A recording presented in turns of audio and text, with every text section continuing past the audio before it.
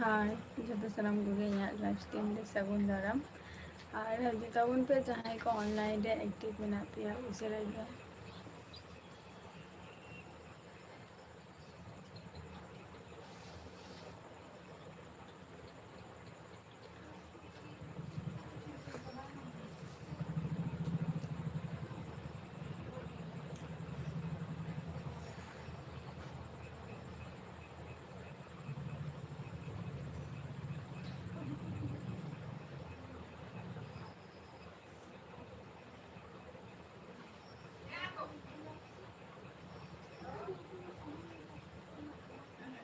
DH Music Official ᱥᱟᱹᱜᱩᱱ ᱫᱟᱨᱟᱢ ᱤᱧᱟᱹᱜ LB ᱨᱮ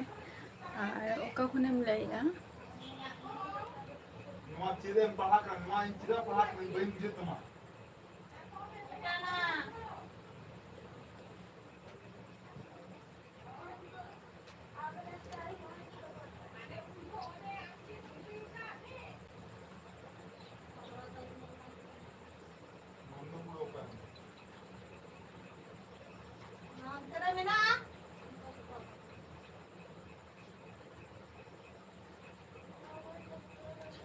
ᱥᱟᱱᱛᱟᱞᱤ ᱵᱚᱭ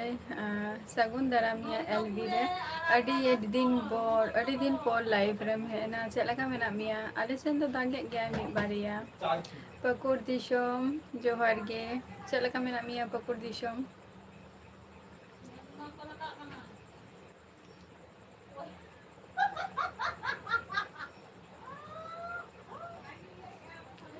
ᱞᱟᱹᱭᱮᱫ ᱟᱹᱧ ᱡᱮ ᱪᱮᱫ ᱞᱮᱠᱟ ᱢᱮᱱᱟᱜ ᱢᱮᱭᱟ ᱯᱟᱹᱠᱩᱲ ᱫᱤᱥᱚᱢ?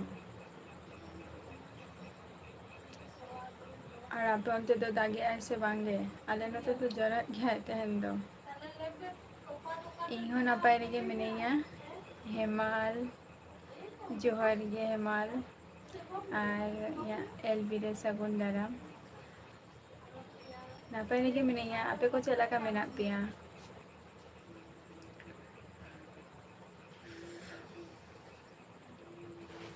ᱥᱟᱱᱛᱟᱞᱤ ᱵᱚᱭ ᱪᱮᱫ ᱞᱮᱠᱟ ᱢᱮᱱᱟᱜ ᱢᱮᱭᱟ? ᱟᱹᱰᱤ ᱫᱤᱱ ᱵᱟᱫᱮᱢ ᱦᱮᱡ ᱮᱱᱟ ᱤᱧᱟᱹᱜ ᱞᱟइफ ᱨᱮ ᱟᱨ ᱵᱷᱤᱰᱤᱭᱳ ᱠᱚᱦᱚᱸ ᱵᱟᱢ ᱟᱯᱞᱳᱰᱮᱜᱼᱟ ᱠᱷᱩᱵ ᱠᱚᱢ ᱢᱟᱱᱮ ᱦᱤᱥᱟᱹᱵ ᱛᱮ ᱢᱚᱱᱮᱜ ᱠᱟᱱᱟ ᱵᱷᱤᱰᱤᱭᱳ ᱜᱮ ᱵᱟᱢ ᱟᱯᱞᱳᱰᱮᱜᱼᱟ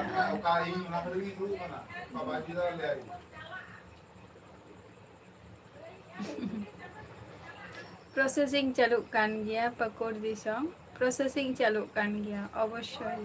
ᱡᱚᱛᱚᱯᱩᱨ ᱞᱟᱹᱭᱟ ᱠᱚ ᱥᱮ ᱡᱮ ᱡᱚᱛᱚᱯᱩᱨ ᱛᱤᱨᱮ ᱵᱟᱝ ᱦᱤᱡᱩᱜ ᱠᱟᱱᱟ ᱛᱚᱛᱚᱯᱩᱨ ᱫᱚ ᱵᱟᱝ ᱞᱟᱹᱭ ᱜᱟᱱᱚᱜᱼᱟ ᱡᱮ ᱯᱷᱩᱞ ᱡᱮ ᱦᱩᱭ ᱠᱟᱱᱟ ᱢᱮᱱᱛᱮ ᱯᱨᱚᱥᱮᱥᱤᱝ ᱪᱟᱹᱞᱩᱜ ᱠᱟᱱ ᱜᱮᱭᱟ ᱦᱮᱸᱥᱮ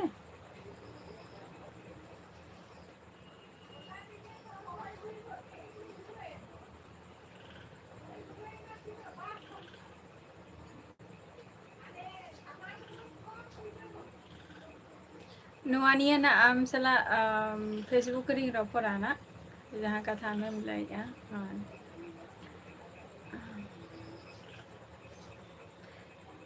ᱞᱟᱞ ᱥᱚᱨᱮᱱ ᱡᱚᱦᱟᱨ ᱜᱮ ᱡᱚᱦᱟᱨ ᱜᱮ ᱟᱨ ᱟᱯᱮ ᱚᱱᱛᱮ ᱫᱚ ᱪᱮᱫ ᱞᱮᱠᱟ ᱱᱤᱛᱚᱜ ᱚᱱᱛᱮᱱᱟᱜ ᱳᱭᱮᱫᱟᱨ ᱟᱯᱮ ᱚᱱᱛᱮ ᱥᱮᱱᱟᱜ ᱞᱟᱞ ᱥᱚᱨᱮᱱ ᱟᱨ ᱠᱟᱹᱴᱤᱡ ᱥᱩᱥᱛᱷᱚ ᱠᱟᱱᱟᱢ ᱥᱮ ᱵᱟᱝᱜᱮ ᱛᱮᱦᱮᱧ ᱜᱟᱯᱟ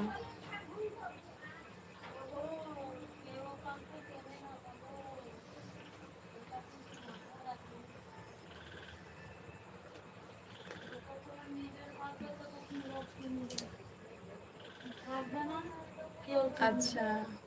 ᱦᱳᱭ ᱚᱱᱠᱟ ᱜᱮ ᱵᱩᱡᱷᱟᱹᱜ ᱠᱟᱱᱟ ᱜᱨᱟᱢᱤ ᱫᱚ ᱚᱵᱚᱥᱥᱳᱭ ᱜᱮ ᱦᱮᱸᱥᱮ ᱚᱱᱠᱟ ᱜᱮ ᱩᱫᱽᱜᱟᱹᱨ ᱜᱮ ᱵᱩᱡᱷᱟᱹᱜ ᱠᱟᱱᱟ ᱚᱱᱠᱟ ᱢᱟᱱᱮ ᱫᱟᱜᱮᱫ ᱨᱮᱦᱚᱸ ᱟᱞᱮ ᱱᱚᱛᱮ ᱦᱚᱸ ᱫᱟᱜᱮᱫ ᱨᱮᱦᱚᱸ ᱠᱳᱱᱳ ᱤᱭᱟᱹ ᱵᱟᱹᱪᱩᱜ ᱟᱹᱱᱤᱡ ᱞᱚᱠᱥᱢᱚᱱ ᱠᱤᱥᱠᱩ ᱡᱚᱦᱟᱨ ᱜᱮ ᱚᱠᱟ ᱠᱷᱚᱱ ᱵᱤᱱ ᱞᱟᱹᱭᱮᱜᱼᱟ ᱟᱪᱪᱷᱟ ᱦᱮᱸ ᱛᱟᱣ ᱡᱟᱦᱟᱸ ᱨᱟᱱ ᱠᱚ ᱢᱮᱱᱟᱜ ᱟᱹᱱᱤᱡ ᱞᱟᱞ ᱥᱚᱨᱮᱱ ᱡᱚᱢ ᱢᱮ ᱩᱥᱟᱹᱨᱟ ᱜᱮ ᱱᱟᱜ ᱞᱚᱜᱚᱱ ᱜᱮ ᱱᱟᱜ ᱴᱷᱤᱠᱚᱜ ᱟᱢ ᱟᱨ ᱤᱧ ᱦᱚᱸ ᱱᱟᱯᱟᱭ ᱨᱮᱜᱮ ᱢᱤᱱᱟᱹᱧᱟ ᱱᱟᱯᱟᱭ ᱨᱮᱜᱮ ᱢᱤᱱᱟᱹᱧᱟ ᱤᱧ ᱦᱚᱸ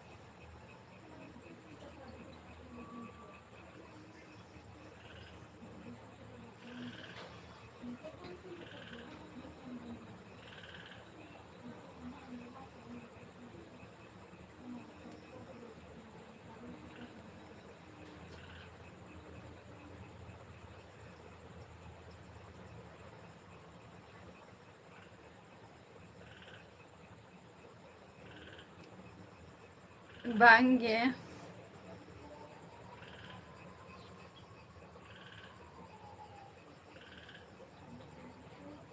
Bangge. Lalshorin Bangge. Bain try ka. Thank you, Rajesh. Bablu Hasda.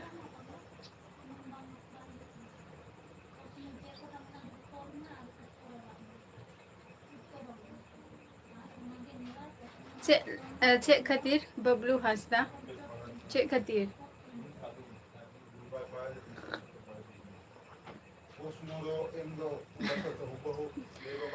হয়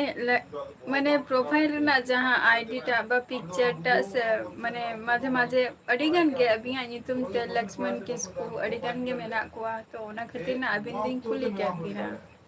আর বারবার যদি প্রোফাইল পিকচার যদি পে চেঞ্জ আপে তাহলে চিকাতেই ঠিক আপিয়া অজয় কুমার জোহার গে আচ্ছা अजय इन दो वेस्ट बेंगल खनि लैया आराम दो एलेक्स जोहार गे चेक लेका मेना बिना दीपिका हंसदा जोहार गे दीपिका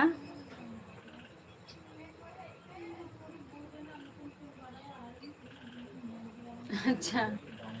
हाँ बांगा नेल दो नेल पे बबलू हंसदा उनटा डांस को तो बई बड़ाया तबे जेटुकु चेष्टाइन जे डांस रेना हो डांस को खूब एकटा तो बई बड़ाय गया मैक्सिमाम डांस को kana रिएक्शन तारपर वाकिंग निया को के जस्ती मणि kana रील्स रे मेनात तिया जतटा इन बड़ाया फिला सेमरम जोहार गे चेदोगे बांगे दीपिका आम चेम चिकाया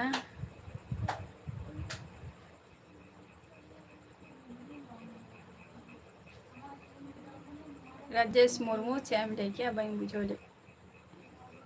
अजय अच्छा बिहारी बिन ले आडी नापाई कथा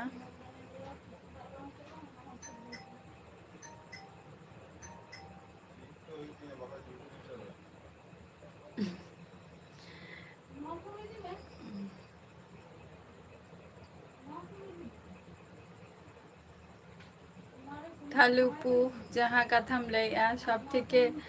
माने चेन लिया मने केना सब थेके माने जहाँ जिनिस अबिन बिन लैया अलिंग मते तो बांग काना उना दो थैंक यू बबलू हांसदा बई बड़े जाइयो चलो नर इ मने इ হয়তো যে ইরেন जहां ভিউয়ার্স को मेना को হয়তো नवा को जिनिस माने जेहेतु तो उनका मा डांस तो बई बड़े ना হয়তো बाको कुसिया को चलो कुसिया काना पे नापाई कथा काना दीपिका हांसदा दिल जहां कथा आमेम लेया उना तो ठीक गया बट उनकान उनका माने बई बड़ाय गया उना खातिर के बई डांस गया आर को पैक्टा दो एलेक्स अच्छा इहो नपाय रेगे मिनिया आ नितो दो कारे मेना बिना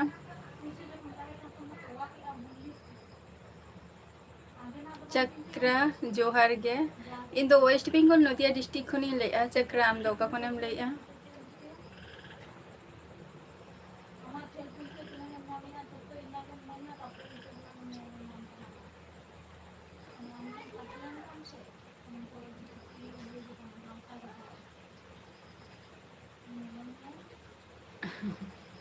अड़ी नापाय कथा नो आमा लक्ष्मण किसकु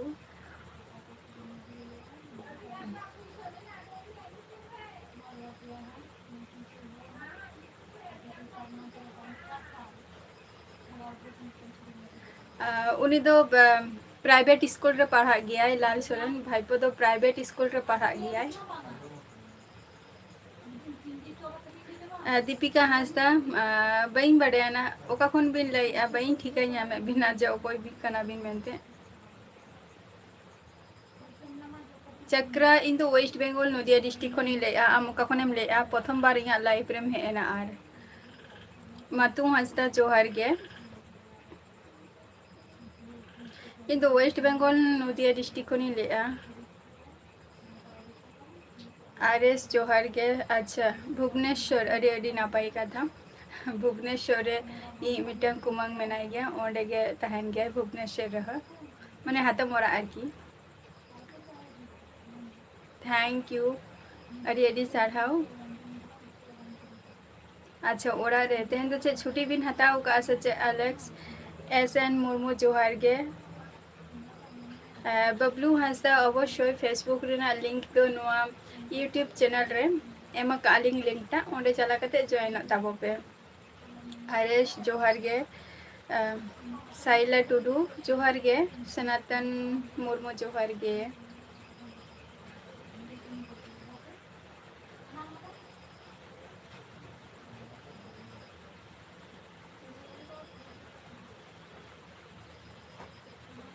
अच्छा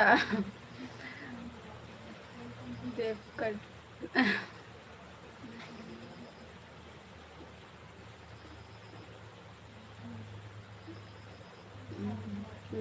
विभिन्न स्कूल ना विभिन्न ड्रेस आर की तो चलो प्राइवेट स्कूल रे गेले भर्ती कदे आर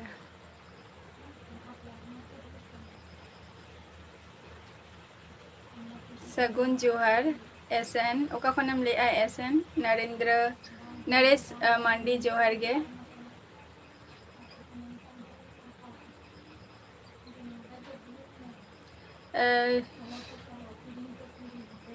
सुदर्शन मुर्मू जहाँ कथा बिन लई अना फायदा दो हुयुग खान गे तलिंगा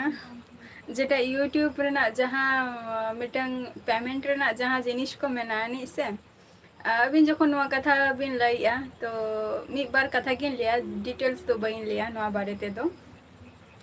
नेल के अलिंग जे बार दिन जखन लाइव रे बलिंग हेलेना बानी कना किछु माने जस्ते अलिंग लॉस रे चालान तलिंगा नोंकालिंग बुझाव किया ओंकालिंग बुझाव किया तो नवा रे हो किछु जहाँ पेमेंट जिनिसटा जहाँ तिना लगन मिटंग चिलिया नोरे जुदी लिया पूरा विश्लेषण करते ले हुतिया ओना खातिर पूराटा कथा बई लई नोडे तो नोडे निये कथा किन लिया जे नोरे बेनिफिट द मेनानी जहाँ पेमेंट जिनिसटा ओना लगो लगन हजुतिया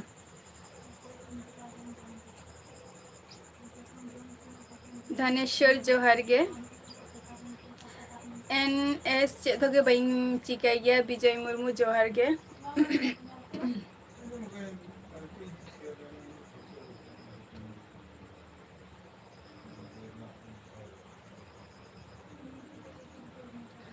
अच्छा ठीक गया लक्ष्मण किसको आबार हजुता बबेना जखन गे टाइम बिन जामा हैं विजय मुर्मू सगुन अच्छा चेक कम चिकाई आप विजय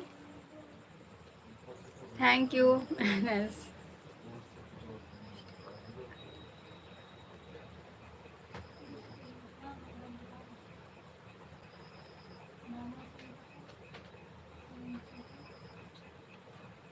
अच्छा दीपिका हासदा मने नवा गिबिन है नानिया कथा बिन लाई तो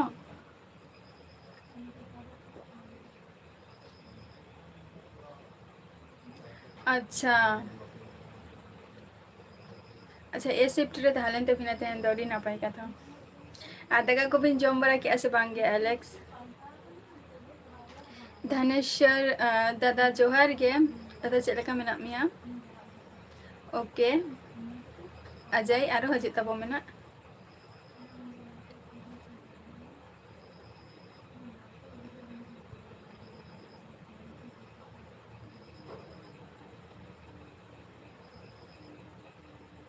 आरएस बइन बुझोले अच्छे हम ले गया शाइला जोहार गे किशोर सोरेन जोहार गे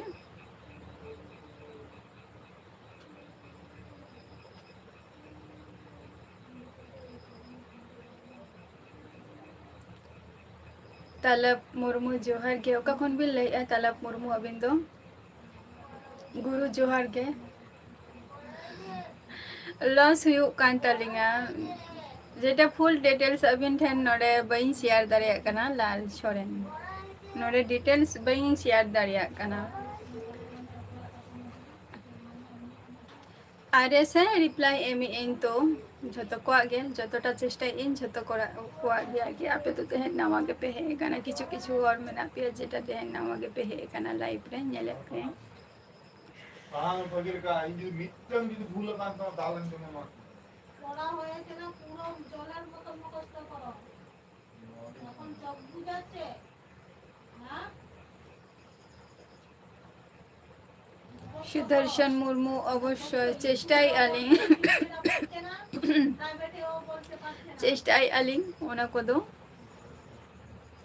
धनेश्वर दादा आले दो मुर्मू कनाले आले दो चंपा मुर्मू कनाले शिशिर हेम्ब्रम जोहार गे ठीक गया एलेक्स आरो हजे ताबो बिना बबिन ले ले अथेन चे बिनु तुल मंडू हेम्ब्रम जोहार गे गुरु चे हम ले क्या बइन चलिया अजीत मंडी जोहार गे अच्छा दादा आपे अंते तो दागे ऐसे बांगे धनेश्वर दादा अच्छा शिशिर आले दो हुकनाले वेस्ट बेंगल नदिया डिस्ट्रिक्ट और दिसम मोरा दो उड़ीसा कान तालिया हाँ आनंद जोहार गे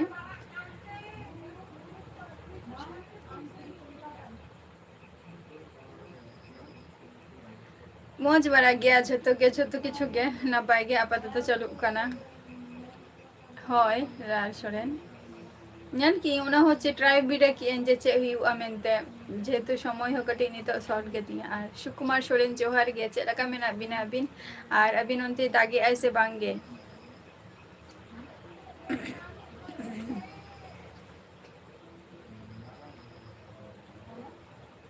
রামলাল জোহার গে রামলাল কখন বিল লাইয়া अरे सिना फेसबुक रे लिंकिंग एम का आना नो यूट्यूब चैनल रे ओंडे जॉइन ताबो पे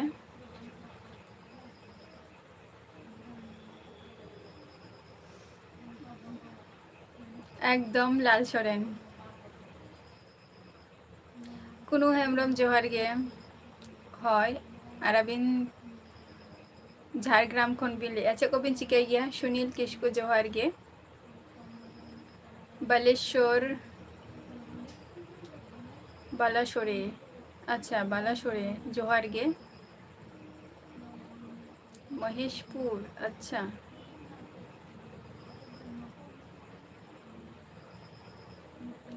शांताली कोरा अवश्य मज बड़ा गी आपातत बालासोरे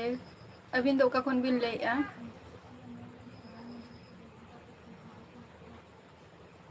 तो जय जय श्री राम तो गुड नाइट अच्छा ओके बबलू सोरेन बबलू हासदा सॉरी हजे मिना हाँ बालासोरे लई में चेलका मेना में अच्छा RS 21 जहाँ कथा लई गया जे नोडे फेसबुक रे लिंक ही एम का ओंडे जॉइन ऑ में ओंडे जॉइन लेन खाने बड़ा न्यामा अच्छा उड़ीसा खय अडी नापाय कथा बालासोर चेक को बिन चिकाई गया चेक को बिन चिकाई गया बिन लाल स्टूडेंट जम बड़ा को हुई कना से बांगे टिफिन को आर की तेहन रो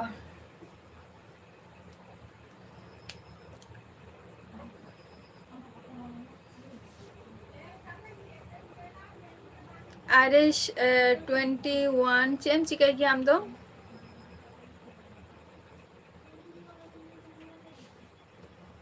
मैंने पढ़ा सच है क्लास 10 रे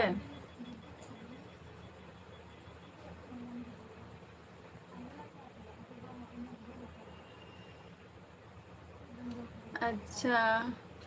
देवीराम टुडू इन तो वेस्ट बेंगल नदिया खनि ले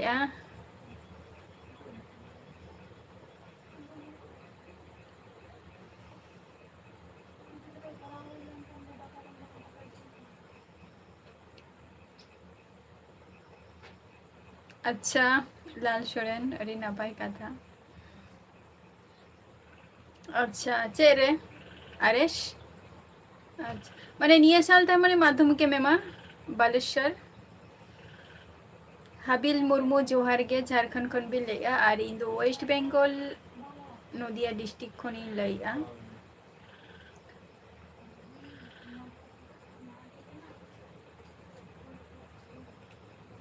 देवी राम टुडू सिंगल गियन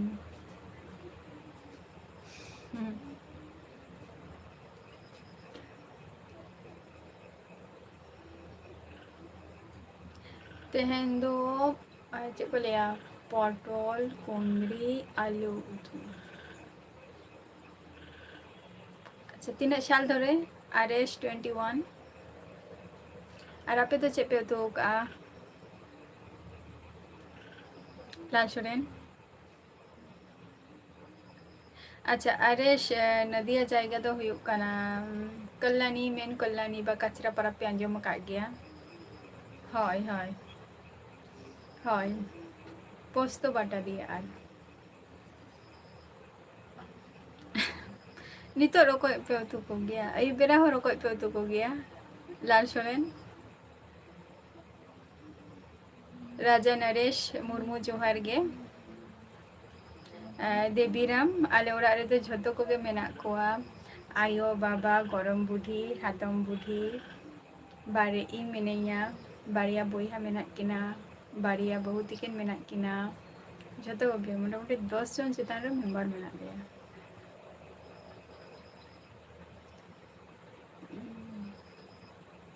भुवन जोहार गे अच्छा वेस्ट बेंगल खन बिन लैया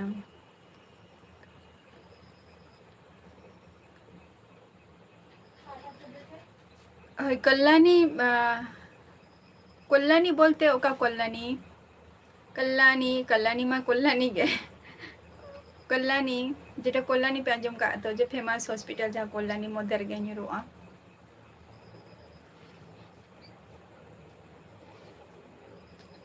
अच्छा आले नोते दो माने जेटाई बाडाया ना जे बाको उतु को ना कथा दो बांगे जम जम गया को बाको जम आना का दो जेमन नवा को जिनिस तो कटी समय लगा गया से माने छाड़ावते बाछावते तो अनगात खन जदि को छुटेव कना ताहले खान दो अवश्य उसरा गे हुयु गया और आरा उतु को निये को दो अयुब बेरा दो ले गया को जे बाको कोरहाय गया से को बाको इसिन गया को अयुब बेरा मैक्सिमम जदि तिकिन बेरा ना ताहना ओना तुम जम दाड़िया गया राजा नागेश्वर इन वेस्ट बेंगल खनिन लेया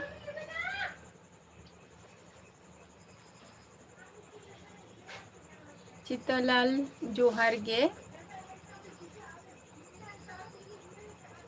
चेक साला पे उतु को रोकोय दो लाल सोरेन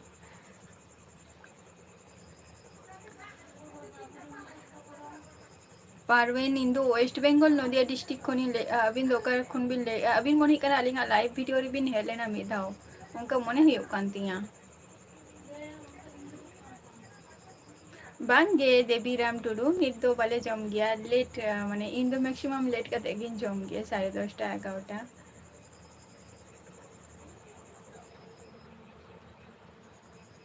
आले तो वेस्ट बेंगल नदिया डिस्ट्रिक्ट रे मेना लेया बासु हेमब्रम जोहार गे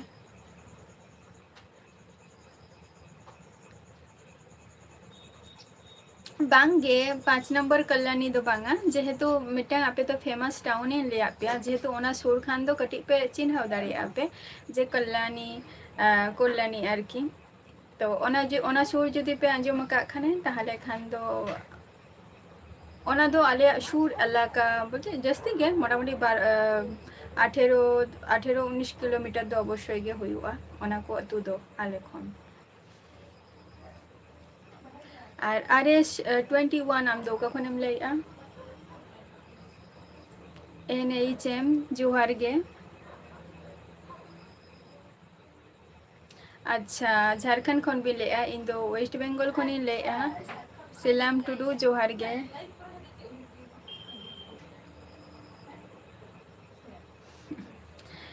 सान्ताली CTN प्रथमत कथा जहाँ कथा आबिन बिन लैया जे ओका खन बिन लैया और इन दो हुई कोनी वेस्ट बेंगल नदिया डिस्ट्रिक्ट खनिन लैया ना और आले नोते नुआ को दो अबिन जहाँ जिल कथा बिन लै किया से ओना जिल दो आले नोते दो बाको जम गया को खूब एकटा प्रचलन दो बचो ओनी नुआ जिल दो हैं से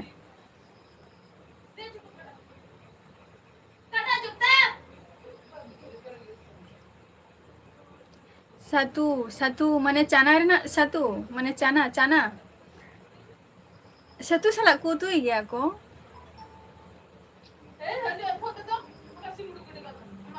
satu salak cana tu celaka ku tu ya rokok do আঞ্জম কইন যে রকয় সব সময় আমরা সালা তারপর তিকি কাতে আমরা তারপর এখানে হো আরে ঠিক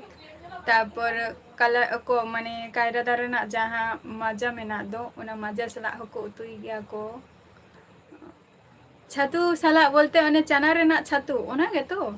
माने छोला रेना आर की जोहार गे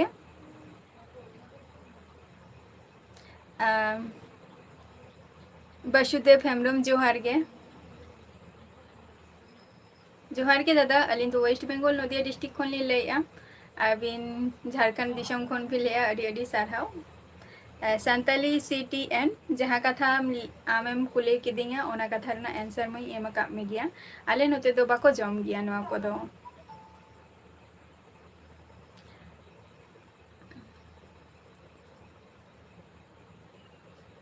चित्तलाल जोहार गे लेकी आलिंग तो केटी जोहार गे चेलका मेना मिया केटी सैम हस्ता जोहार गे टिंकू सोरेन आरेस नोआ कथा निया लहारे होबिन कुली कदिया तो ओना खातिर ओना दी मेता बिया जे फेसबुक रे जॉइन होबिन ओंडे फुल डिटेल्स मेना आनी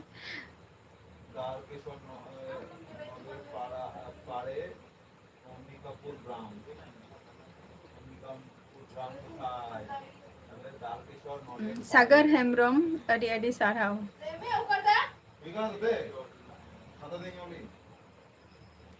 सैम हस्ता इन दो नपाय रेगे में नहीं है आपे को चला का मेना पिया होय बाशु हेम बांगे जम को तो बांग हुई काना शायद 10टा 11टा को सेन अच्छा ओना तो चेला का को उतुई गया माने जेमन लाल सोरेन जेटा चाना लेके एकदम ओना सला को उतु को बा ओना तो चेला का जेमन अबो सासांग बुलुंग इनका काते उतुई गया दबन ओंका से चेला का ओना प्रोसेसिंग टा कई लाल सोरेन अच्छा दादा जोहार गे लव गॉड्स इंडियन दादा जोहार गे चेला का मेना मिया दादा यशोदा अच्छा चित्तलाल कुमार अलिंग तो वेस्ट बेंगल नदिया डिस्ट्रिक्ट को लैया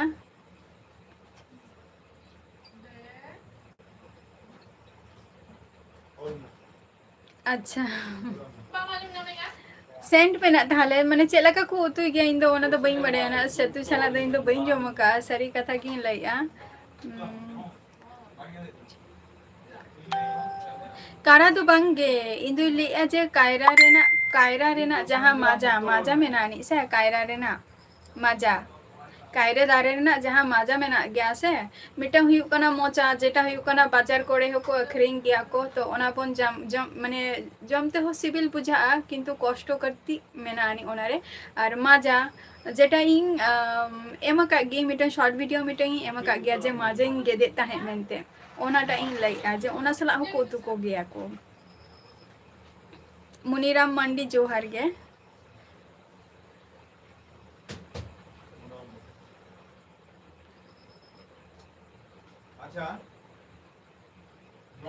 बांगे संताली CTN नुआ को तो बांग जम गया आले ओरा हर दो बाको जम गया और कथा हुई कना आम जहाँ कथाम लई आना जे जम कथा आ नोतरे नोका बचोनी से जहाँ जिनिस बइन जम का जे हठात आम जेटाम लई जे आम जेटा इन चितारे नो दो प्ले माने प्लेन चेन लिया दोसारो पिंग का नाम जे इन जम गया निंकन मिटन किंतु बांगे आले नोते तो नुआ को तो जिनिस बांग न्यामो गया आले नोते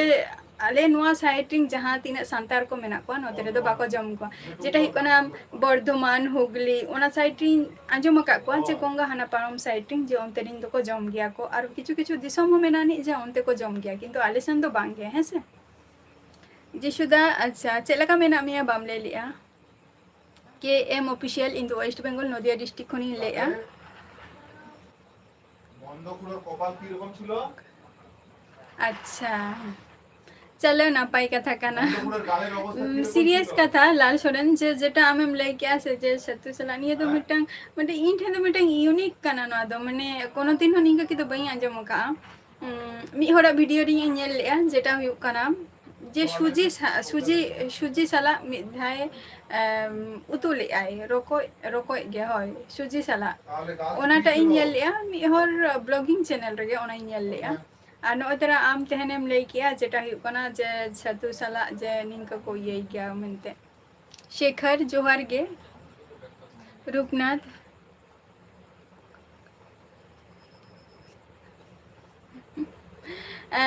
संताली CTN इन दो का चिलिया जस्ट जनसाधारण कनाई है से आदर्श लगे आदर्श के मने कहीं में इन दो जनसाधारण जस्ट इन दो का पार्टी बा ये दो माने पार्टी सेन दो बइन चला गया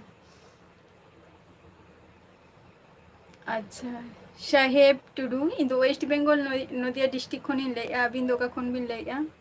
रूपनाथ मांडी जोहार गे रूपनाथ उका खनेम लैया बांगे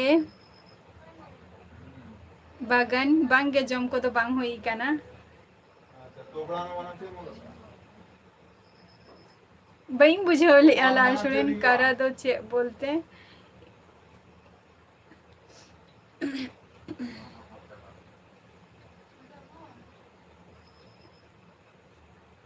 एक सेकेंड देखाम कने ना जहाँ कायरे आर की चे जिनिस को लई होचोई ना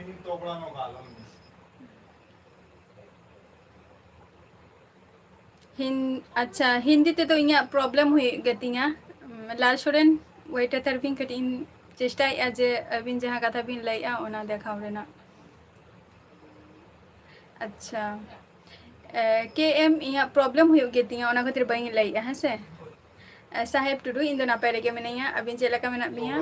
शेखर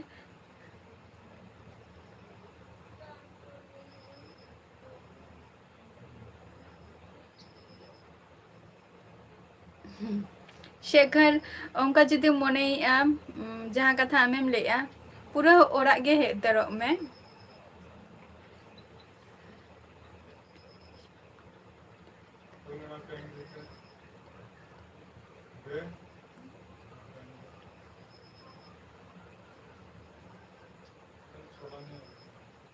बांगे लाल सोरेन उना दो ठीक गया बट जहाँ जिनिस इन बइन जो मका बट उनी जुदी मितिंगा जे बांगा आम ना जिनिस इन दो बइन जो मका ना दो आले नोते तो बाको जम गया कोनो आको दो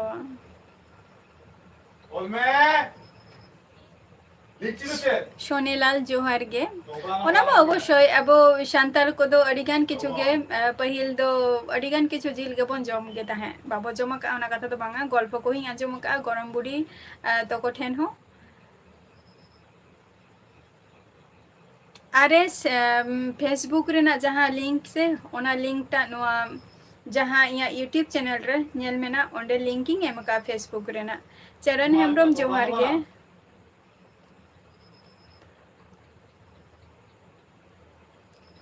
होना तो चेक कना लाल सोरेन बिलेंद्र सोरेन इन दो वेस्ट बेंगल खनि आबिन दो का खन बांगुरु जोहार गे बीरेन मुर्मू जोहार गे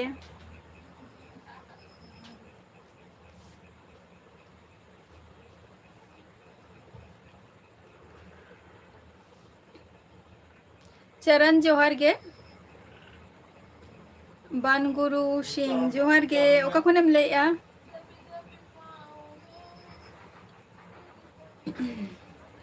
अच्छा अच्छा अच्छा हाँ जम का गया को बीरेन मुर्मू ओके आरो हजे तब पे जखन गे टाइम गे पे ᱧᱟᱢᱟ पे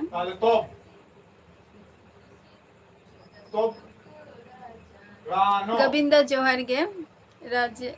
रंजीत जोहार गे रविंद्रनाथ सोरेन जोहार गे लेबिन चेलका मेना बिना रविंद्रनाथ अडी दिन पर लाइव रे बिन हेना আর বানাম হয়নি এখনো বলছি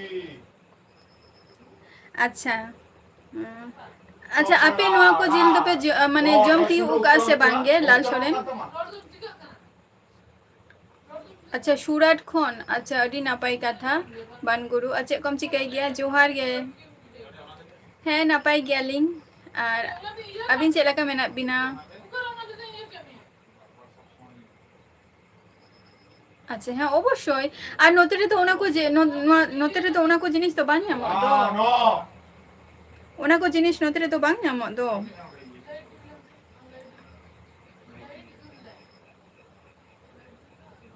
জোহার গে বেহায়া বন্ধ খুলো ঘরের অবস্থা নীলেন্দ্র কিরকম ছিল? फेसबुक लिंकिंग एम अकाउंट ज्वाइन अभी फुल डिटेल्स में आने ठाकुराना কিরকম जोहार ছিল? गे अच्छा বন্ধবিহীন তোমরা बानगुरु বাবা। इंदु वेस्ट बेंगल नदिया डिस्ट्रिक्ट खनि लइया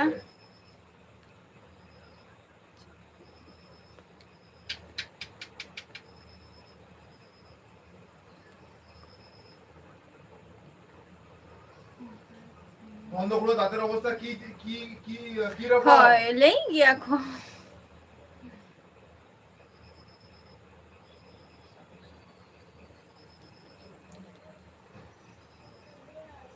দেখো বেহাল না। ওটা জয়েন তাবো বিন সে তাহলে বিন বাড়ায় না মানা আমি উত্তরগুলো লিখতে বলছি। লেখার সময় ওখানে পুরো আচ্ছা। লিখতে হবে নন্দ খুলো দাঁতের অবস্থা। तादनी तो कटी বেহাল फ्री गया ছিল। बिन तो बाहा ऑफिशियल जोहार गे হ্যাঁ লেখো বানামগুলো দেখতে যাই কিছু না। সুধিরাম হাসদা জোহার গে বালি সোরেন জোহার গে ওকা কোন বিন লইয়া বালি সোরেন আর সুধিরাম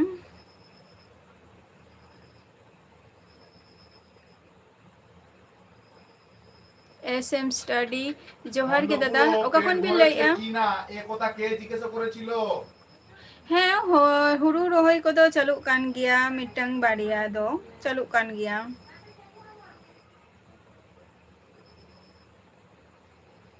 अच्छा राहुल केल्ला खन बिन लइया अच्छा बाली सोरेन अड़ी नापाय चेक को बिन चिकाई गया एसएम स्टडी दादा अच्छा डुमका खन बिन लइया दादा अबिन दो चेक बिन चिकाई गया কে জিজ্ঞাসা করেছিল? बांगे दाका को तो निथो बांजम हई काना मुंडा জামশেদপুর খন আচ্ছা সুধিরাম আচ্ছা কম চিকাই গিয়া কে জিজ্ঞাসা করেছিল? নগেন বাসকে জোহার গে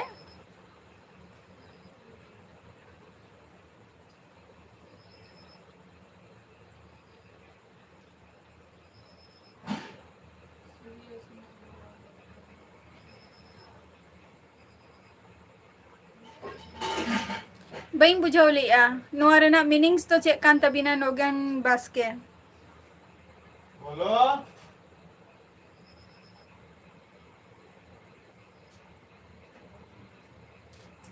baha into check doge bain chikai gaya apato nito paha ko din moche taka শুধু কে জিজ্ঞাসা করেছিল? कमी खातिर শুধু পাড়া কম ইউকন আছে তো বাংগে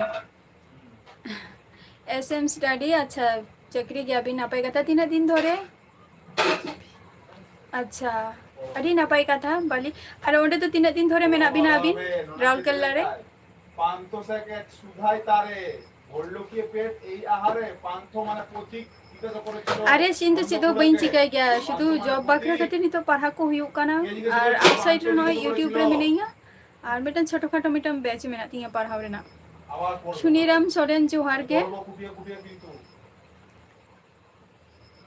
কিন্তু ওয়েস্ট বেঙ্গল নদিয়া ডিস্ট্রিক্ট খনি লইয়া না আর আবিন তো মালদা খন বি লইয়া আডি আডি সারহাও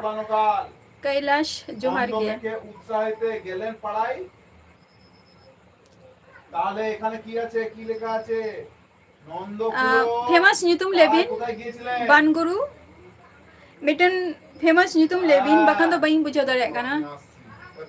अच्छा नगेन बाक्स के बांगे इन तो सिंगल गे জিজ্ঞাসা করে নিয়ে সিঙ্গেল গিয়ে তারপরে আমি এখানে এদিকেও করতে দেবো। अच्छा हुडिंग खन गे अब ओइ राउल के लाले अद अबोरिंग सेंटर को मेना को आसे ओंडे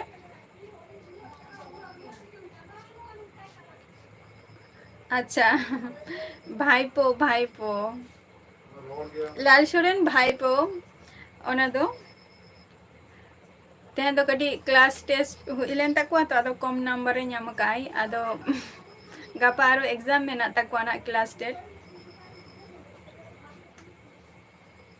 भाई पढ़ाई कराए ओना प्रणाम भगिल का प्रणाम है। मुर्मू लाइव वीडियो रे आमा अडिगान गे फायदा हुई तमा जहां आमा टाइमिंग दरकार टाइमिंग हो बारा तमा बट जुदी होर जुदी को तहन खान ओना हो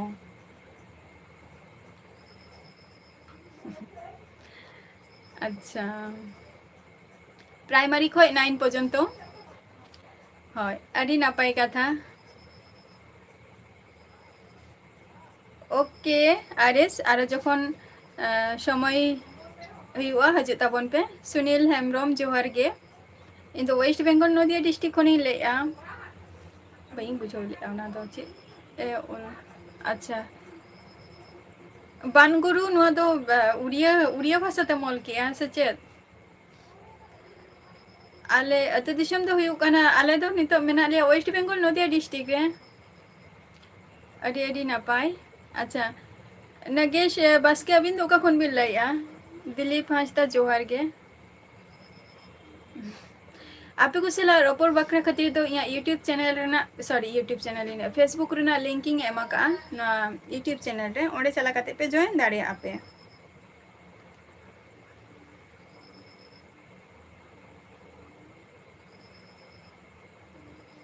अच्छा सुधीराम ओना दो भाया रोर आंजमोक काना आर भाईपोआ जेहेतु भाईपोआ गपा क्लास टेस्ट मेना आनी ओना खातिर ओना दो पे आंजमी आपे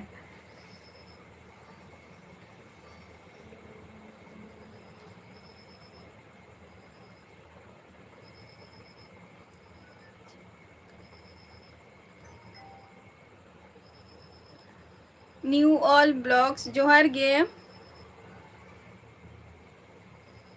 दसमत जोहार गे ओका खन बिल लैया दसमत बाहा बेटी टुडू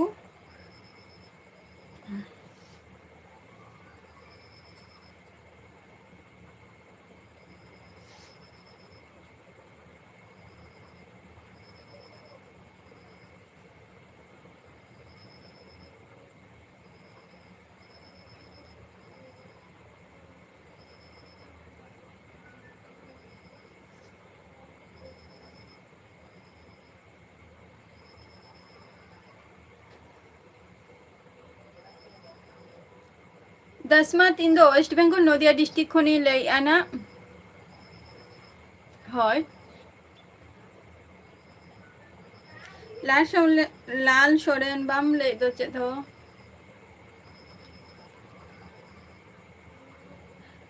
नगेश बास्के जस्ती तो बांगे जस्ट एम तक फुलजीत जोहार गे संचित जोहार गे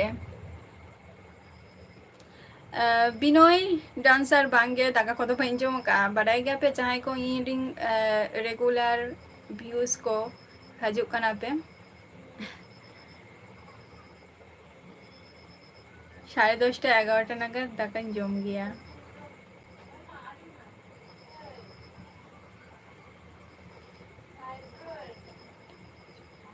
जम बड़ा को तो नोटा खन गे को जमा को आदो तेहन दो माने इन दो प्रत्येक दिन गे 10:30 11টা नागाद ही जम गया कमी को टाइम लेतिया किछु अच्छा सुधीर हेम्ब्रम ओड़ा रे दो 10 जन चेतान रे मेंबर मेना लिया हातम बुढ़ी गरम बुढ़ी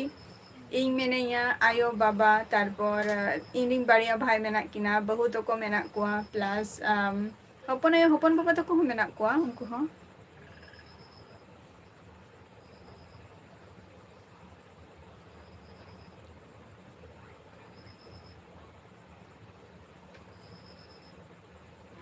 संचित पत्ता बिंदर एवं अच्छा पता बिंदर रे मम बइन चलाओ कना ना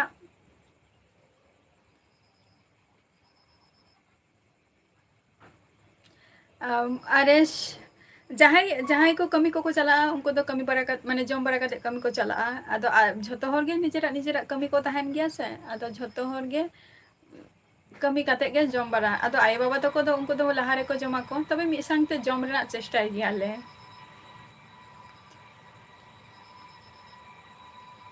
हाय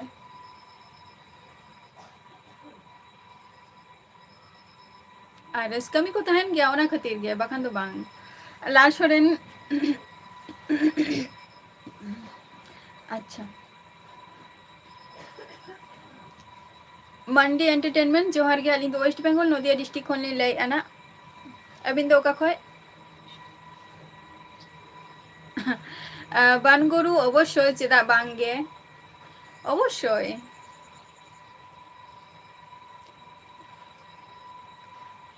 अच्छा नोगेन बसके अलिन तो चेत होगे बांगे नितो आपे को सला नो यूट्यूब रे आउटसाइड रे नवा दो मिटंग कमी कान तालिंगा और जहां मिटंग कमी ओना दो हुयुग काना मिटंग जॉब चेत लकाते ᱧᱟᱢᱚᱜᱼᱟ ओना कोगे माने पारहा बारा हुयुग गिया आरकी जॉब खातिर और चेत होगे बांगे और मिटंग आउटिंग का मिटंग मेना तिंगा मिटंग छोटो खाटो मिटंग ट्यूशन बैच मुर्मू ठाकुर जोहार के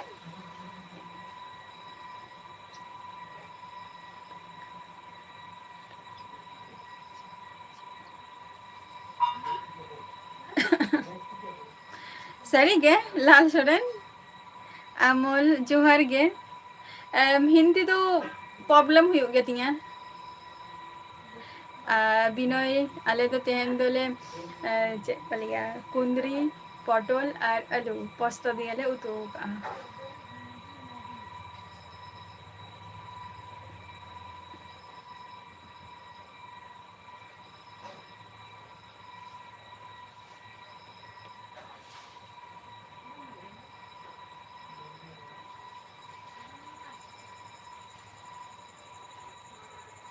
अच्छा गोपी किंकर चे एम लेके अब बुझाव ले तमा बांगे विधान इंदो या जहां सांताली लैंग्वेज तीन लाइया सांताली भाषा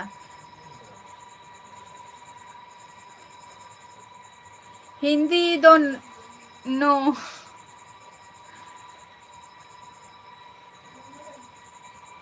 हिंदी दो नो नो नो नो अच्छा मंडी एंटरटेनमेंट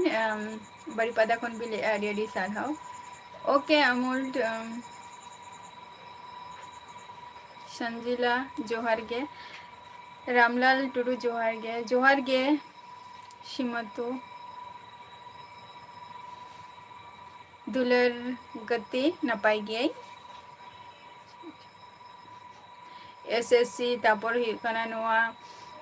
चे को लिया एसएससी डब्ल्यूबी रेना निया को आरकी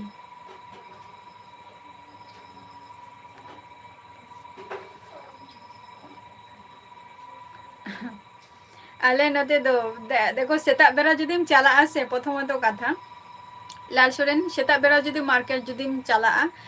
बेसिर भाग सब्जी दुकान रेना कथाई लई आना नोआ सेता बेरा जुदीम चला 7टा 7:30 कोसे ताहले खान दो माने सेता रेना बाजार दो सब्जी रेना बाजार अडी हाई फाई गया और जुदी 12टा कोसे निंकम चला 11:30 12टा कोसे एम ताना चला ताहले खान दो सब्जी दाम अडी कम गया और सेता रे दो एकमात्र जहां हकू को हताव कोआ को और नोडे आले नोडे दो आरत को हजु माने आरत नोडे आरत रिन झोतो हकू के को अगु को गया को माने आरत लेका गे मिटंग नोडे बैसा तो ओडे सेता रे 7टा जखो आदो ओडे खन जदी हकू कम हता को ताले जहां हकू गे कटे कम तेम नाम को इनागे हीरालाल जोहार गे कुकमु गाते जोहार गे लुला जोहार गे इन दो नपाई गे लुला और अभी हम लोग इन वेस्ट बेंगल नदिया डिस्ट्रिक्ट खनि लेआ रामलाल टुडू जोहार गे अवश्य सुधीराम हासदा मैक्सिमम चले पेसे जहां बॉयस को इया ब्लॉग वीडियो रे बा जहां ब्लॉग वीडियो रे मैक्सिमम इन लिया जे अडिगान होर गे मने गया को जे नुइरिन जुदी को गरम बुढ़ी को मेनेया से चेता थाले लाइव वीडियो रे बा ब्लॉग वीडियो रे बाय अगुई को तो इया मते ते लिया जे गरम बुढ़ी तो को नित इन खातिर मेना को और ना तो इया चिंता भावना जुदी हर समारे जुदी अगु कोइन जे जतो हरा नजर तो बान ठीक आसे तो ओना खातिर खूब एकटा गरम बुढ़ी तक नुकु दो खूब एकटा लाइव रे बा ब्लॉग वीडियो रे बाई अगु को गया तबे मेना को तिंगा गरम बुढ़ी हो मेनाया प्लस हातम बुढ़ी हो मेनाया माने गरम बुढ़िया एज खय जस्ती हातम बुढ़िया एज अडी जस्तिया निथ हो मेनाया बाप ओके अमूल दा थैंक यू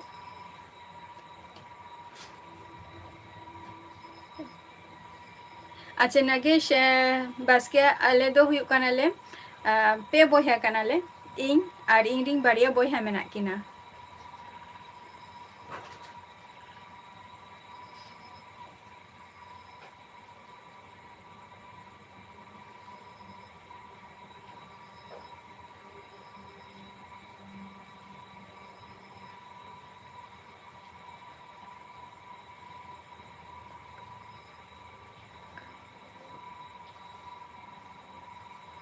अच्छा आरेश अड़ी नापाय कथा नुआ मा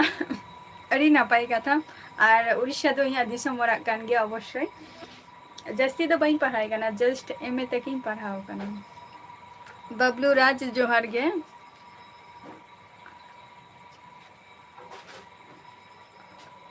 ओ आरोद दो हुयुक काना जेटा लाल सोरेन आरोद दो हुयुक काना मिटंग चे लिया माने हकू रेना बाजार आरकी ओंडे झत्तो माने झत्तो रकम हकू आरकी आमेम नाम को ओंडे आरोद बोलते चे मिटा हकू शुधु ओंडे दो बाजार हकू बाजार गे सेता 7टा खय 8टा मध्य रे गाड़ी गाड़ी ते को अगु को और नोडे अखरिंग को कटी कम तेम नाम को आम जदि 1 केजीम हातावा 1 केजी रेना दाम हयतो 100 टाका निंका हुयुक तमा जहां चिली हकुम हाता को उनका दाम हिसाब माने हकू हो कटी कम तेम नाम को आरकी जेमन जहां ओरा रे जदि ओकेशन को जदि हुयुक खाने माने अनुष्ठान को जदि हुयुक खाने हकू ताई दरकार बट उनी तो तेहन सेता रे तेहन सेता रे 7टा कोसेने चलायनाय ओडे खन 10 केजी से 3 केजी जाय हो तीना हकू लगाते आय ओडे खने अगु के को तो उना दो आजा लाभ हुयन ताया बट नुआ जिनिस के जदि आम जखन एटा जायगा खनेम हाता कुआ माने जहां बाजार को दुरु दो उनको ठेन खनेम हाताव को खान बा ऑर्डर जदि एमा से उनको तो जस्ती रेट को हातावा को Ravi Hembram in the waste Bengal Nadia district खनि लेया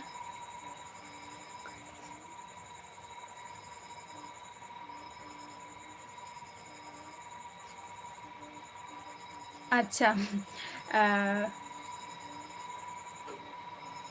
गोपी Kinkar in the waste Bengal Nadia district खनि लाई आना जेटा मेन कोल्लानी पे आंजम का तो कोल्लानी खन दो माने नदो मिटम फेमस जायगा लाई की आना आले जहां जायगा रे मेना लिया नुआ जायगा दो मिटम फेमस जायगा दो उनका ते तो बापे चिन्ह है वहां पे बट जहां कोल्लानी काचरापाड़ा निये को तो आले दो सुर सुर मेना लिया शंकल मांडी जोहार गे शंकल आम चेलका मेना मिया आर ओका खनेम लैया जोहार गे रितिका अच्छा dinner Jharkhand Sanjay in the waste Bengal खने लेया संजय दा जोहार गे इन दो नापाय रेगे मेनैया आम चेलका मेना मिया शिबा मुर्मू जोहार गे इन दो Laxman official in the waste Bengal Nadia district खने लेया अरे হয়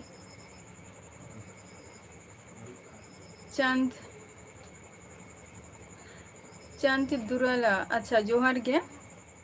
ओका खन बिन लेया बिंदो संचित হয় হয় মাছ বাজার যেটা को लिया जे माछ बाजार अडिगान के अब वेस्ट बेंगल रे जहां हर को बन तहन कना बा उनको तो को बुझाई ako जे माछ बंगाल ते दो बट झारखंड रिंग तापर जहां पकुर दिसम रिंग बिहार रिंग जे माछ तो चिली को मेता को नुको मिटंग जे माछ तो चिली को माछ वाट माने माछ जहां वाटटा ओना तो उनको खूब एकटा बाको बेंगली तो बाको बडाय गया तो ओना खातिर ना नो दिन लई की आर अच्छा उड़ीसा दो हुई कना रामराढिया आरेश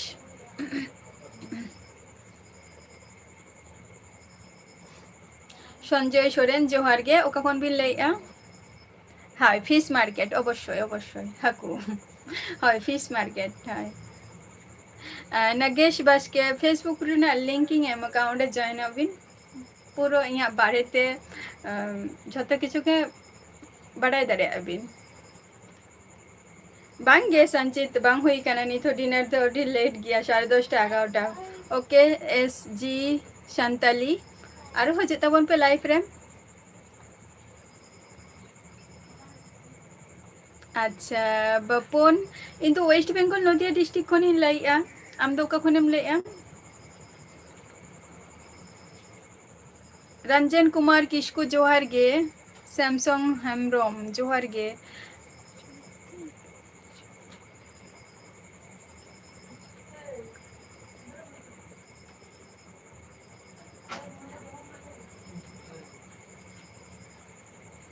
ᱦᱳᱭ ᱯᱷᱮᱥᱵᱩक ᱨᱮᱱᱟᱜ ᱞᱤᱝᱠ ᱤᱧ ᱮᱢ ᱟᱠᱟᱜᱼᱟ ᱱᱚᱣᱟ ᱤᱭᱩᱴᱩᱵᱽ ᱨᱮ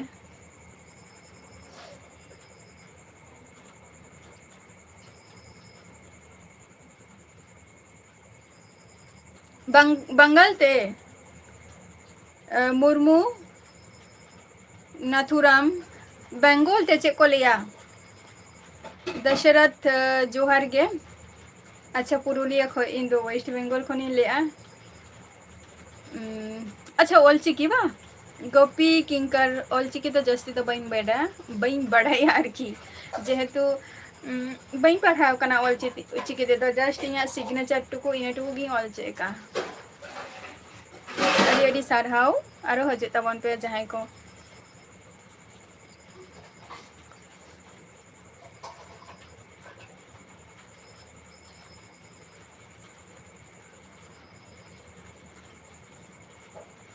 अच्छा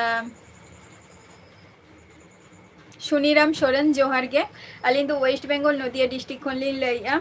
और अलिंग दो नितो दो ओलो दो बलिंग बोलोग काना ओलो को दोलिंग बगी का नितो आपे को सला यूट्यूब रे मेना लिंगा नवा दा आउटसाइड कान तलिंगा और जॉब लगी खाली पढ़ा को हुयो काना निया गे और तिना लिंग पढ़ा आदो पढ़ा ते जतो हर कम पढ़ाते गाड़ी गान किछु को कराव जावा के ako कमी को ᱧᱟᱢ की ako सीमंतो हांसदा नापाय गियኝ आम चेक लगा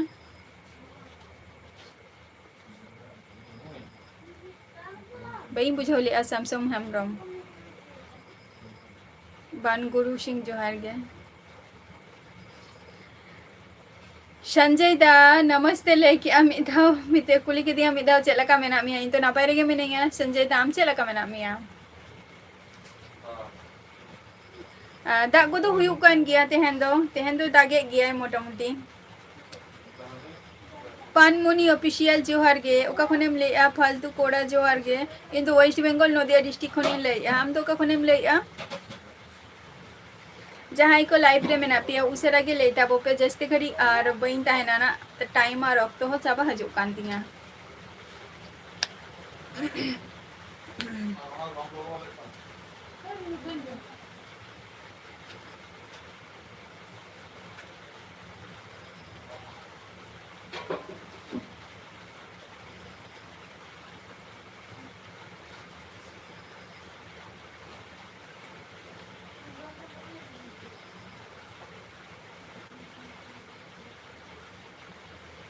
जनसाधारण नॉर्मल पब्लिक का नहीं इन दो फालतू कोड़ा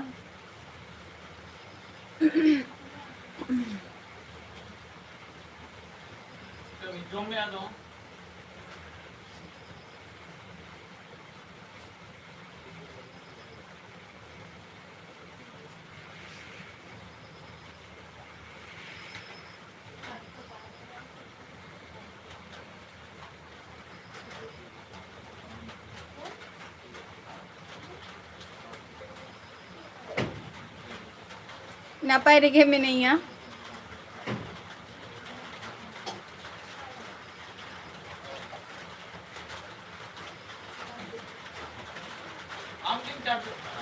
सोना मांडी अड़ी नापाय का था अच्छा जोहार गे संचित मधु ठीक कथा कना बट से लेबिन से अलिंगा किछु माने किछु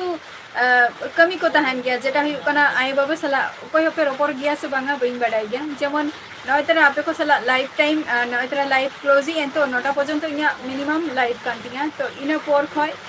आय बाबा तिकिन तो जमबारा की अकिना बाबा तो जेहेतु नितो हो बाय हे कना ना और बाबा के ना तंगी का दिया आजमाकिन आजमबारा कते नय आपे को सला लाइफ खन दिन चला उनकिन सला गटी आधा घंटा धरे बा 20 मिनट धरे उनकिन सला गल्प जे चे बांग हुआ निया को जिनिस गल्प काते तारपर जहाँ को जिनिस ओरा रना किछु जिनिस मेनानी तो ओना को जिनिस गुछा गछा हुई तिया इन तारपरे 10:30 इनका तेगे मोटामुटी 10:30 11टा बजा उतरवा ओना खातिर इया दो कटी लेट काते आ दाका जम को हुई गतिना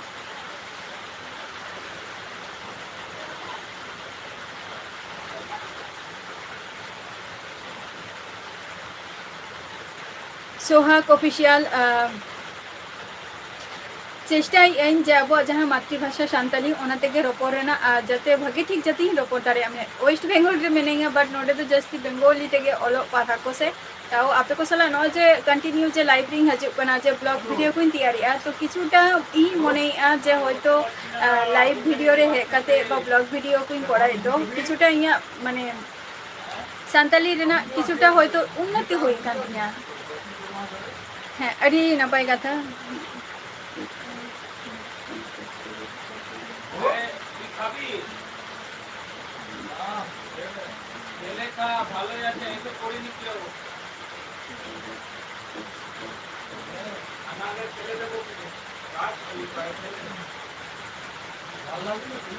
आरेश जहाँ कथा बिन लई ऐसे जे बेकार कथा तो बांग कना अलिंग ठेन दो जेहेतु नवा तो मिटंग पर्सनल चीज कना जेटा आपे को सला नवा यूट्यूब चैनल रे दो अलिंगा फेसबुक ले नवा लाइव वीडियो बोलो बा ब्लॉग वीडियो रे हो अलिंगा फुल डिटेल्स नवा को तो बलिंग लई का तबे निया को खातिर तो ओना खातिर मेता बुन कना जे ला माने फेसबुक रे जॉइन ताबो पे इना खातिर मेता पे कना जोहार गे नापाय रे गे मिनिया फालतू आम चेलेका मेना मिया झारखंड दिसोम जोहार गे दुमका खो बिन लई अड़ी नापाय कथा अवश्य अच्छा गोपी किंकर फेसबुक रे ना आईडी दु एम का ओडे शुधु क्लिक पे शे ताहले खान के पे जॉइन दाड़ी आपे तेना लाइव ना 2 मिनट हुए तिया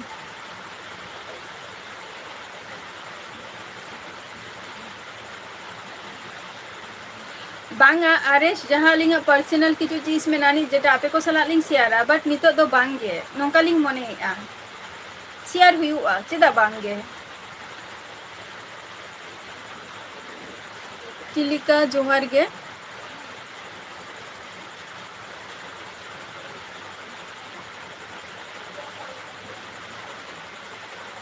अड़ी अड़ी साराव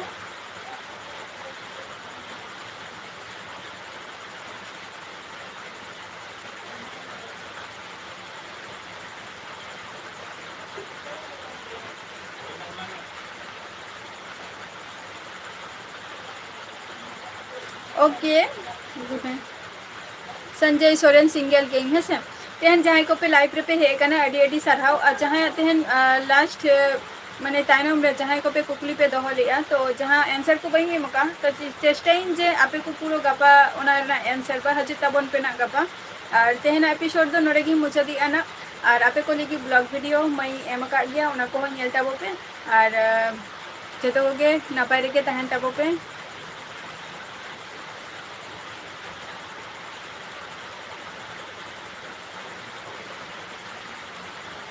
प्रॉब्लम दो आरेश प्रॉब्लम दो अड़ीगान किछु के मेनानी बेटा जेटा आपे को ठेन जेटा हसी खुशी तीन रपोर कना बा अड़ीगान किछु के जेटा ब्लॉग वीडियो रपे माने ब्लॉग वीडियो रहे पे नेल का दिया जे अड़ी मस्ते बा अड़ी रस्कते आपे को सला जतो किछु कथा कनी किंतु ओंका तो बांगा हेसे अड़ीगान किछु के लाइफ रे प्रॉब्लम मेनानी तो ओना को जिनिस आपे को ठेन बई शेयर का तेहना एपिसोड दो नोडे की मुचा दिया तो गपा हजिता बन पे ना आज तो के सुस्थ और स्वास्थ्य तहन तब पे टाटा बाय बाय।